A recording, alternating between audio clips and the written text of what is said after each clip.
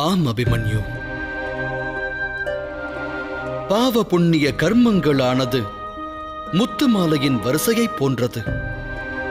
எவ்வாறு அவை மாலையில் ஒன்றன் பின் ஒன்றாக தொடர்ந்து வரிசைப்படுத்தப்பட்டுள்ளதோ அதுபோலவே ஒரு புண்ணிய காரியம் இன்னொன்றிற்கு வழிவகுக்கும்.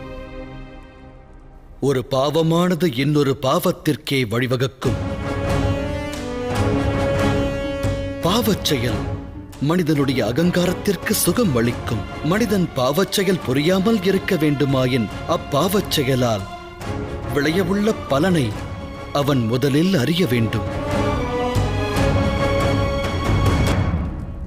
ஆனால் ஒரு மனிதனுடைய அகங்காரமானது அவன் பார்வையை மறைத்து விடுகிறது. தொடர்ந்து அதர்மச் செயல் புரிவதற்கு அவனை அகங்காரம் தூண்டிவிடுகிறது. அதர்மைகளுடைய அக்கிரமங்களை, அநியாயங்களை அகிலமானது எந்த அளவு சகிக்கும், அது அதர்மிகளுக்கு எவ்வளவு மன்னிப்பு வழங்கும் எனும் தீர்மானத்தை அகிலமே வகுக்கும். அகிலத்தில் எவருக்கு தண்டனையை வழங்கும் சக்தி உள்ளதோ அவர்களே அம்முடிவினை மேற்கொள்ள வேண்டும்.